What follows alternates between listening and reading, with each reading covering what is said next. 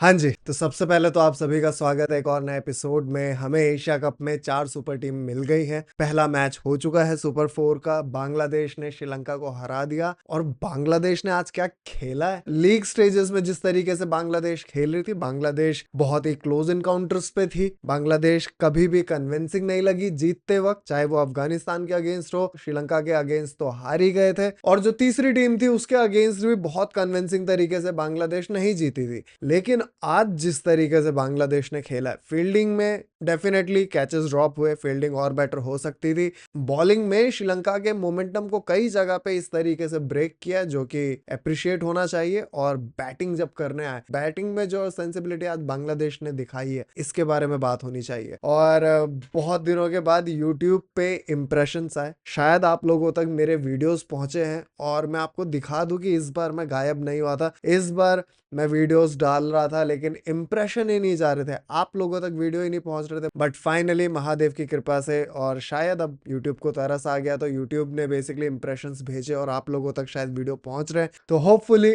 आज का ये वीडियो आप तक पहुंचे। तो मेरा ओपिनियन बेसिकली इंडिया पाकिस्तान वाले मैच को लेके क्या है उस पर भी बात कर लेंगे। तो पिछले कुछ मैचेस के बारे में भी थोड़ी सी बात कर लेंगे, अफगानिस्तान के बारे में बात कर लेंगे क्योंकि उसके बारे में बात नहीं कर पाए, क्योंकि जब वीडियोज ही आप तक नहीं पहुंच रहे थे तो वो वाला इशू था। और उसके बाद फिर आज वाले मैच में बांग्लादेश वर्सेस श्रीलंका जो मैच हुआ जिसमें बांग्लादेश जीत गया, उसके बारे में बात करेंगे। वो तो डेफिनेटली करना है। और इंडिया पाकिस्तान के बारे में बहुत ही थोड़ी सी बात करेंगे क्योंकि बात करने को ज्यादा कुछ है नहीं। आप एक बहुत ही टुच्ची सी टीम को अपने बराबर लाके खड़ा कर रहे हो जो कि अपनी बेइज्जती करा रही है, उसके साथ उसको बराबर ही खड़ा करना ये भी शायद हमारी बेइज्जती है। बट ये हमारी ना तो गवर्नमेंट को समझ में आ रहा है ना बीसीसीआई को समझ में आ रहा है। तो हम तो बॉयकॉट कर रहे हैं और गुजारिश है आप सभी से कि आप भी बॉयकॉट करें, अपने ओपिनियन को, अपने व्यू पॉइंट को पहुंचाएं, बीसीसीआई तक पहुंचाएं और इस गवर्नमेंट तक पहुंचाएं जहां पे उनको पता चले कि हमें इंडिया पाकिस्तान का मैच देखने में कोई इंटरेस्ट ही नहीं है। ये जो चूरन बिक रहा है, हाथ नहीं मिलाया, वर्ल्ड स्टेज पे बेइज्जत कर दिया, ये कर दिया, वो कर दिया,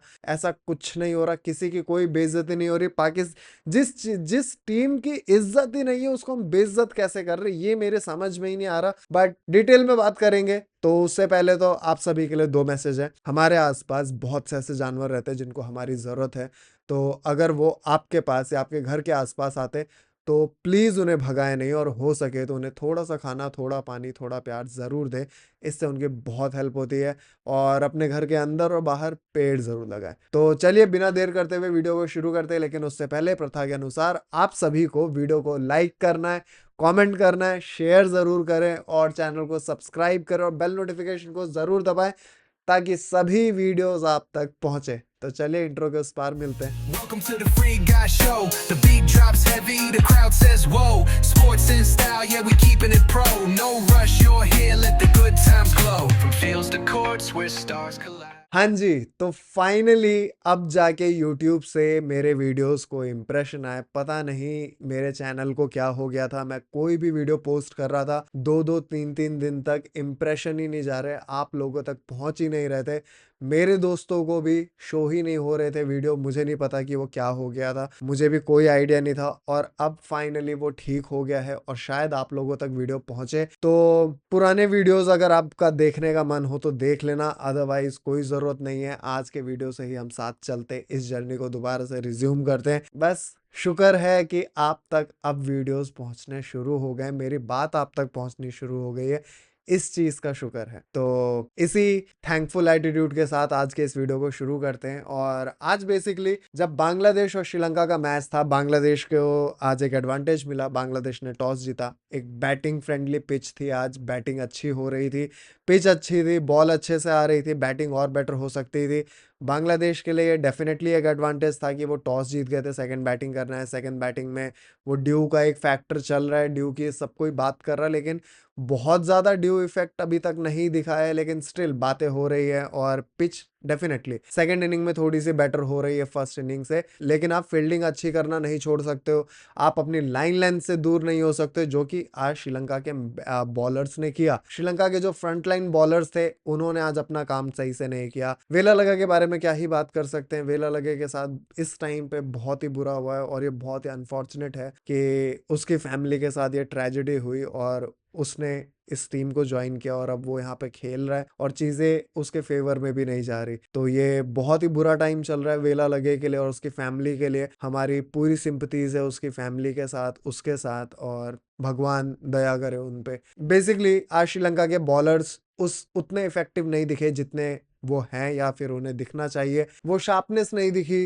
रन्स को रोक नहीं पा रहे थे। 9 की इकोनॉमी से, 11 की इकोनॉमी से, 10 की इकोनॉमी से रन्स लीक हो रहे थे। एक हसरंगा को छोड़ के बाकी कोई भी बॉलर इफेक्टिव नहीं लगा। और जिस तरीके से श्रीलंका ने आज बैटिंग की है, श्रीलंका को एक अच्छा स्टार्ट मिल गया था जब निशंका आउट हुआ। उसके बाद एक टाइम को ऐसा लगा कि श्रीलंका थोड़ा सा 1-2 ओवर देख के खेलेगी, लेकिन उसके बाद वो मोमेंटम फिर से आ जाएगा, क्योंकि ऐसा नहीं लग रहा था कि श्रीलंका को कहीं से भी प्रॉब्लम हो रही थी। बट इनका एक प्लेयर, वो कामिल मिशारा करके, उसने जिस तरीके से आज बैटिंग की है, 11 बॉल पे कुछ 5 रन बनाए और वो खुद तो आउट होके गया, उसने खुद तो अच्छा नहीं खेला, लेकिन उसके वजह से कुशल मेंडिस ने सफर किया। कुशल मेंडिस का विकेट गया, कुशल मेंडिस पे वहां प्रेशर क्रिएट हो रहा था। कुशल मेंडिस को वहां पे रन्स की स्पीड को तेज करना था और वो रन रेट को तेज करने के चक्कर में अपना विकेट गवा गया। और उसके बाद जिस तरीके से श्रीलंका ने बैटिंग की, श्रीलंका ने अपनी इनिंग को चलाया, इनिंग को वो चला रहे थे, रुके नहीं थे, प्रेशर उतना नहीं बिल्ड होने दिया, लेकिन शनाका को छोड़ के किसी और बैटर से वो इफेक्टिवनेस नहीं दिखा, वो कंट्रीब्यूशन नहीं आया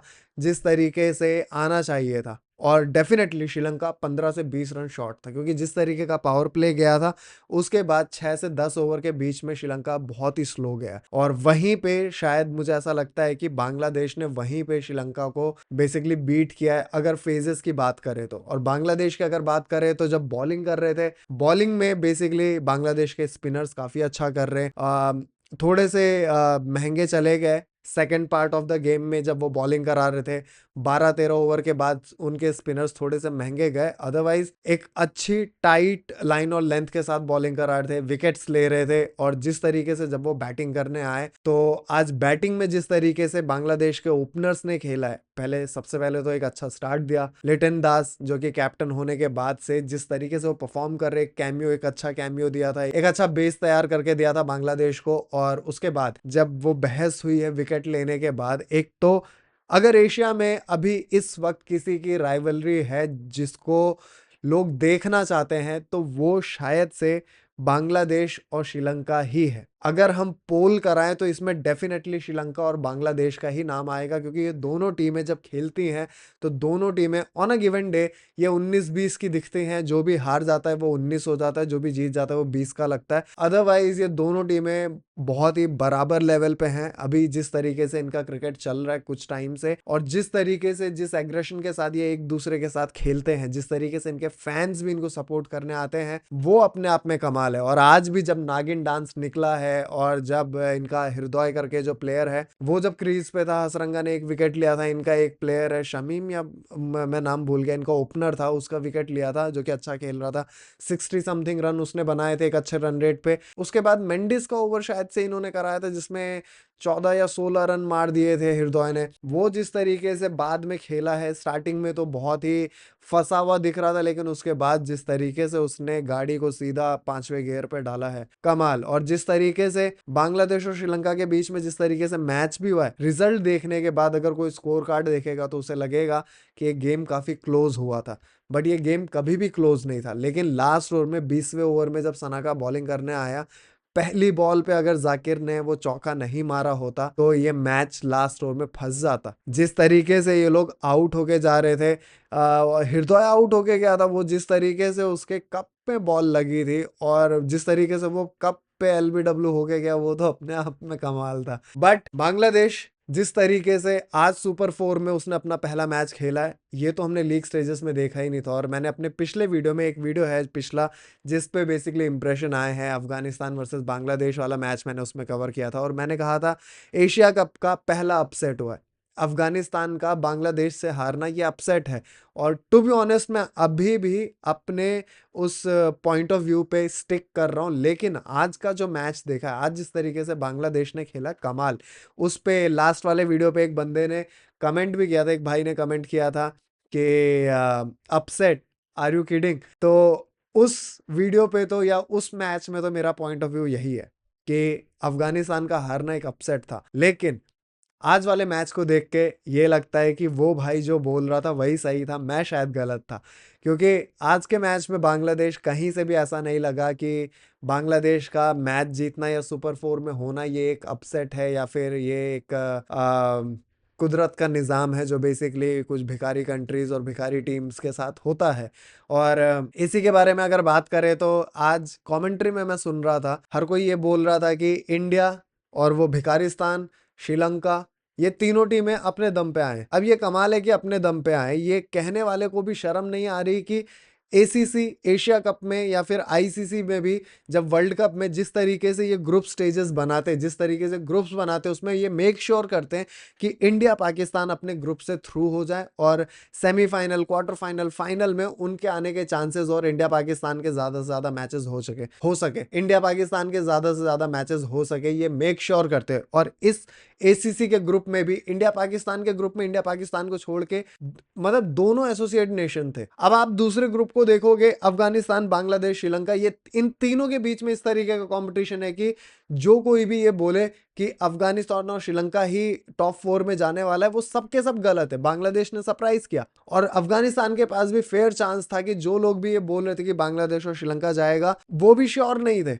अगर कोई ये भी कह देता कि अफगानिस्तान और बांग्लादेश जाएगा, श्रीलंका नहीं जा पाएगा, तो ये भी एक पॉसिबिलिटी थी। इस तरीके का कॉम्पिटिटिव ग्रुप था ये, क्योंकि एशिया कप से पहले जिम्बाब्वे से श्रीलंका हार के आ रहा था, तो ये सारी पॉसिबिलिटी थी उनके ग्रुप में। लेकिन इंडिया पाकिस्तान के ग्रुप में कोई पॉसिबिलिटी नहीं। इंडिया पाकिस्तान के ग्रुप में इंडिया और पाकिस्तान ही जाने वाले थे, ये मेक श्योर करते हैं। और उसके बाद ये कहते हैं कि वो भिखारिस्तान अपने दम पे आए। अब कमाल की चीजें ये चल रही है कि वो जो इंडिया वालों ने, इंडिया के कैप्टन ने, इंडिया की टीम ने जो इनसे हाथ नहीं मिलाया, उसके बाद जो ये लोग कलेश कर रहे हैं, ये बेसिकली भौंक रहे हैं जिस तरीके से, उसमें ये लोग बहुत बड़ी बड़ी बातें कर जा रहे हैं। उसमें ये लोग ये बात भी कर रहे हैं कि किस तारीख को मैच जीत के पोस्ट मैच के सेरेमनी में जाके पाकिस्तान आर्मी की तारीफ कर देना। हाँ, अब पाकिस्तान आर्मी की क्या तारीफ करना। अभी नरेंद्र मोदी, हमारे जो प्राइम मिनिस्टर हैं, उनके बर्थडे पे डोनाल्ड ट्रंप ने, पाकिस्तान ने, हर किसी ने एडमिट कर लिया कि ये जो ऑपरेशन सिंदूर हुआ था उसमें ये भिखारिस्तान ये रोते गिड़गिड़ाते हुए आए थे कि भाई मारो मत अब। और तो इनके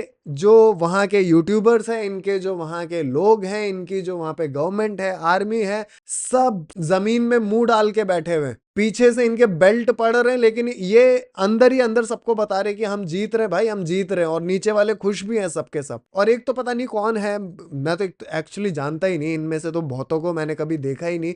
कुछ कुछ के तो शक्लें चलो फिर भी एक बार जानी पहचानी लगती है, क्योंकि अब ये कुछ बोल दूंगा तो वो कंट्रोवर्सी वाली बात है, बट ठीक है, कुछ लोगों की शक्लें तो फिर भी थोड़ी जानी पहचानी लगती, बट इनमें से आधे से ज़्यादा लोगों को तो मैं जानता ही नहीं।